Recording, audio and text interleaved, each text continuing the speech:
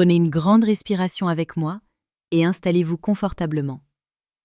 Si vous avez cliqué sur cette vidéo, c'est probablement parce que vous ressentez un décalage, une forme de silence ou de fatigue, là où il devrait y avoir de la vitalité et du partage.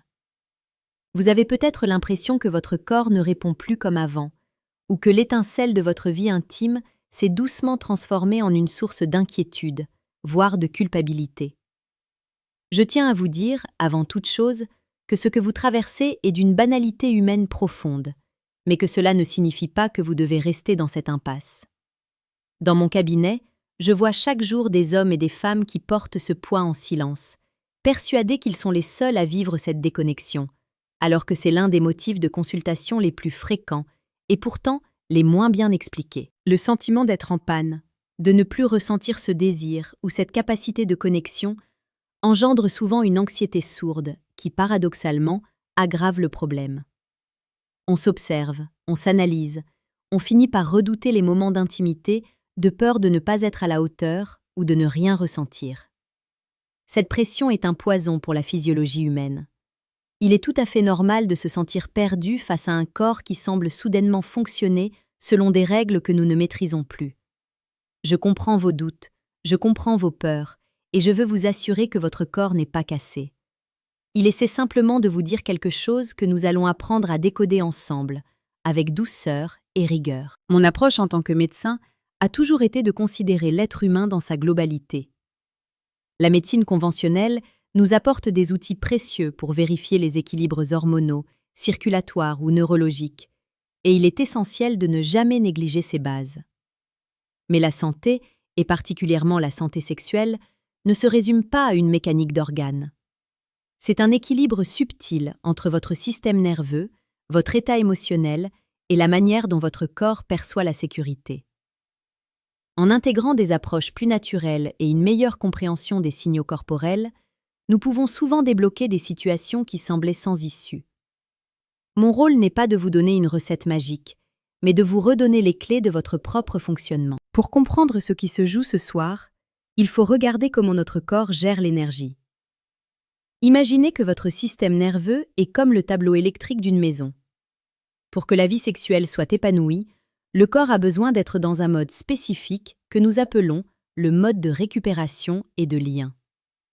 Cependant, notre vie moderne nous maintient presque constamment dans un mode de survie, de performance et de stress.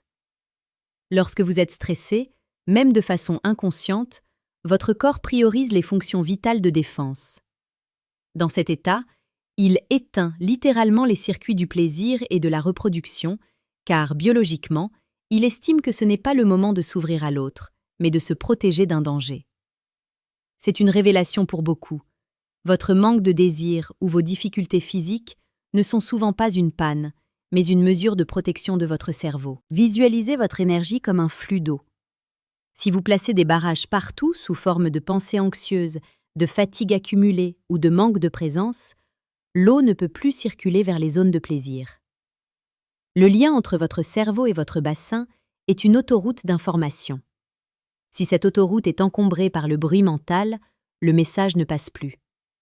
C'est là que réside souvent la cause réelle. Nous essayons de forcer une réaction physique alors que le terrain émotionnel et nerveux est en état d'alerte. On ne peut pas demander à une fleur de s'épanouir en plein orage. Il faut d'abord que le ciel se dégage. En comprenant cela, vous passez d'un état de jugement envers vous-même à un état d'observation bienveillante. Vous comprenez enfin que votre corps n'est pas votre ennemi, il est votre allié qui tente de vous signaler un déséquilibre plus profond dans votre rythme de vie. Si ce ton et cette manière d'aborder la santé vous parlent, je vous invite à rejoindre notre communauté en vous abonnant.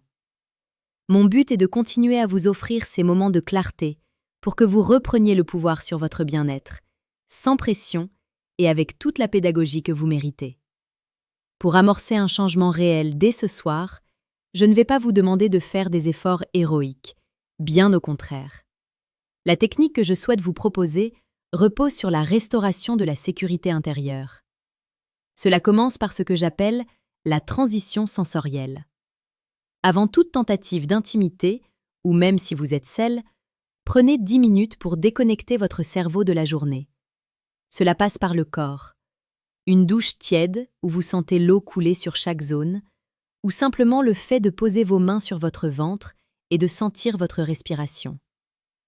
L'objectif est de dire à votre système nerveux « Nous sommes en sécurité, le danger est passé ». Ensuite, essayez la technique de la présence sans attente. Souvent, la sexualité devient une source de stress parce qu'on vise un résultat.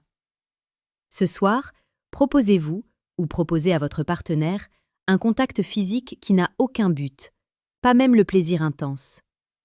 Juste le contact de la peau, la chaleur, l'odeur.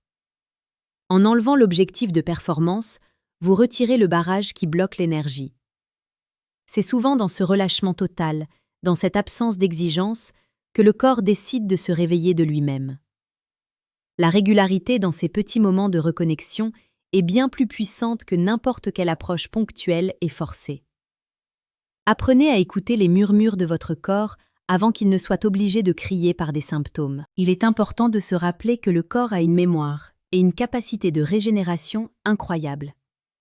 Même après des mois ou des années de difficultés, les circuits de la vitalité peuvent se remettre en marche dès que l'on change l'environnement intérieur. Ne voyez pas vos difficultés actuelles comme une fin, mais comme une transition, une invitation à vivre votre intimité de façon plus consciente et peut-être plus profonde qu'auparavant. La médecine nous montre que la neuroplasticité permet de créer de nouveaux chemins de plaisir et de connexion à tout âge. En vous abonnant, vous vous permettez de recevoir régulièrement ces rappels essentiels pour votre équilibre global. C'est un pas de plus vers une vie plus sereine et plus harmonieuse avec vous-même. Pour conclure notre échange de ce jour, j'aimerais que vous gardiez en tête que vous êtes une personne complète et précieuse, indépendamment de vos performances ou de vos sensations immédiates. Votre corps possède une sagesse naturelle que nous avons parfois juste oubliée en chemin. En revenant à des gestes simples, en privilégiant la douceur et en comprenant les mécanismes de votre système nerveux, vous ouvrez la porte à une transformation durable. Ce soir, ne cherchez rien, soyez juste présent à vous-même, avec la bienveillance que vous accorderiez à un ami cher. Votre vie intime n'est pas une destination à atteindre, c'est un voyage de découverte de soi qui mérite toute votre patience. Vous avez en vous toutes les ressources pour retrouver cet équilibre. Prenez soin de vous, car vous êtes la personne la plus importante de votre vie. Je vous souhaite une soirée paisible et une redécouverte de vos propres sens, tout en douceur. Seriez-vous prêt à essayer de simplement respirer consciemment pendant 5 minutes ce soir, sans rien attendre d'autre, pour observer comment votre corps réagit à ce moment de calme?